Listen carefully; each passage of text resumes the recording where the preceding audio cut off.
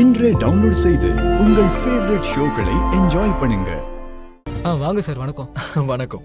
என்னடா உங்களுக்கு காணுவேன்னு இப்பதான் உங்களை பத்தி நினைச்சுக்கிட்டு இருந்தேன். அதுக்குள்ள நீங்களே வந்துட்டீங்க. கேக் உங்க கேக் ரெடியா இருக்கு சார். ஓகே.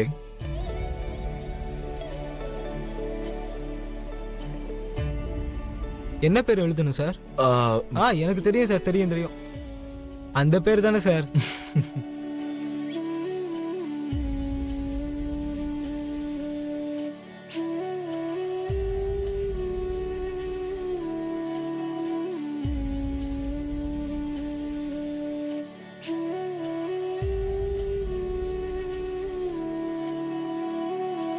குட்டிகொலு சார், 20 வருஷத்துக்கு முன்னாடி நீ என்னை விட்டுட்டு போன.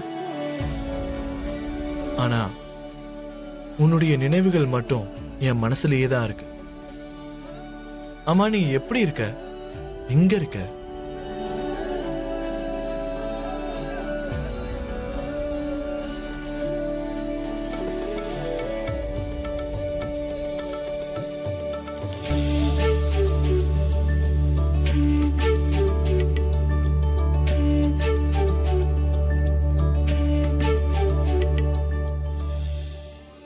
டேய் அங்க பாருடா.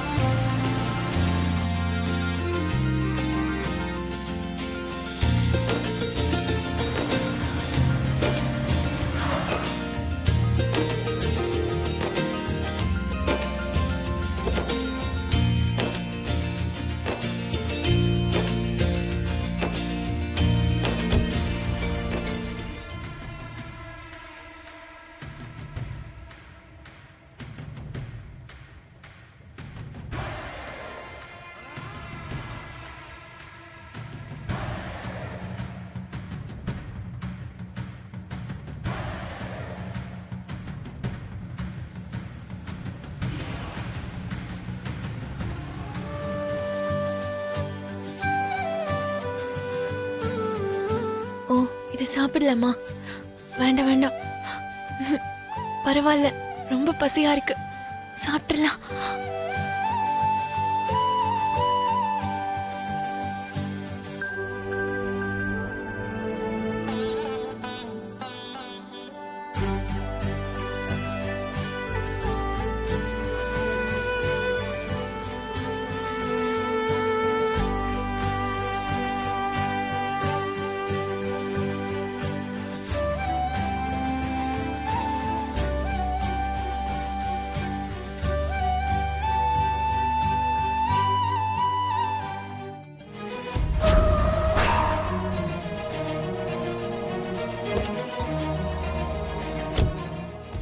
அவனே ராஸ்கல்.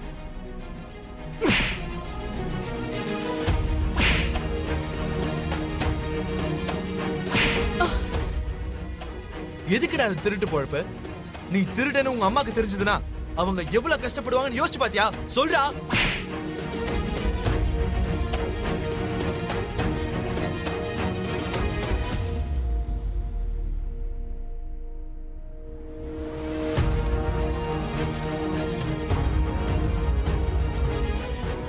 அந்த பேக் என்னோடது.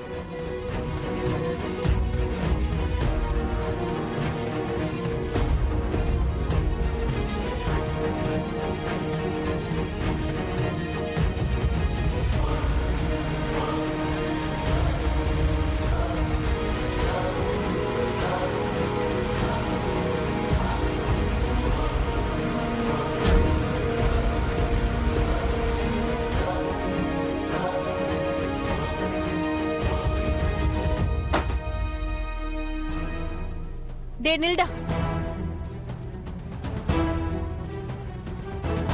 அதுல 1 lakh இருக்கு. உனக்கு எவ்வளவு வேணுமோ எடுத்துக்கோ.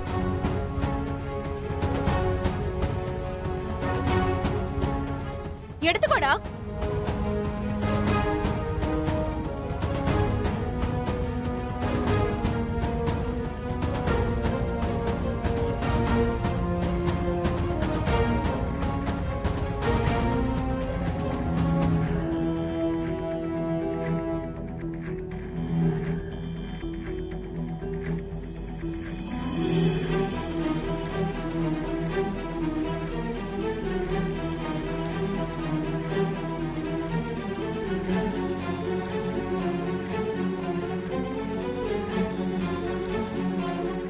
வாடி போலாம்.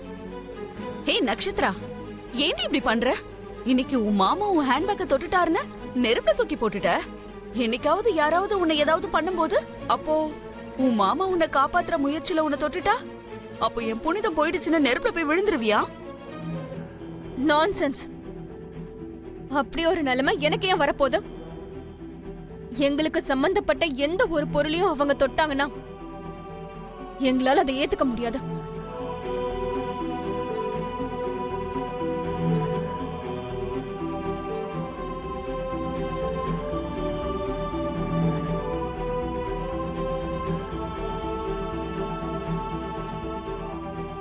இவரை எங்கேயோ பார்த்த மாதிரியே இருக்கே. ஐயா ஒரு நிமிஷம், ஆ? வந்து பூ வாங்கிட்டு போங்க. கோவில்ல சாமிக்கு பூ வச்சா நம்ம வேண்டிக்கிறதெல்லாம் நடந்துருமா? ஆமா ஐயா. அப்போ நான் ஒன்னு சொல்றேன். இந்த பூ எல்லாம் சாமி கிட்ட வச்சுட்டு என்ன வேண்டினாலும் நிறைவேற்றுவாரு நீ சொன்னல. நீயும் இந்த பூ எல்லாத்தையும் கொண்டு போய் உள்ள வச்சு உன் ஆசை எல்லாத்தையும் கேட்டு வேண்டிக்கோயேன், நிறைவேற்றி வைப்பாரு. ம். அதெல்லாம் சும்மா சொல்றது, எல்லாம் போய். ஆ. இங்க இருக்க பூவெல்லாம் விக்காம இருக்க முடியுமா? சாமி பேரை சொன்னா வாங்கிட்டு போயிடுவாங்க. என்னம்மா நீ உன் பிசினஸ் சீக்ரெட் எல்லாம் என்கிட்ட சொல்லிட்ட? சரி, பூ கொடு.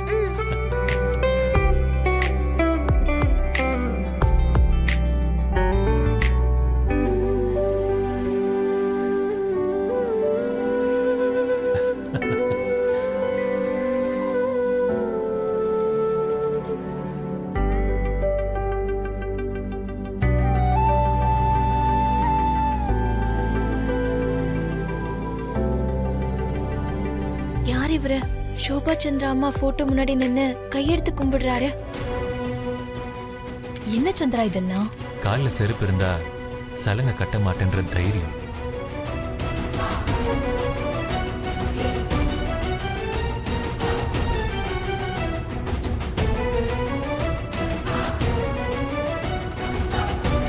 கலைங்கிறது கலைக்காக மட்டும் இல்ல, நம்ம கண்ட கனவை நினைவாக்குறதுக்காகவும் புரிஞ்சுக்கணும்.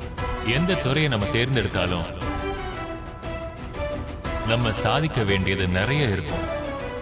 ஆனா ஏதோ ஒரு இடத்துல மன நிறைவு நமக்கு இருக்கணும்ல.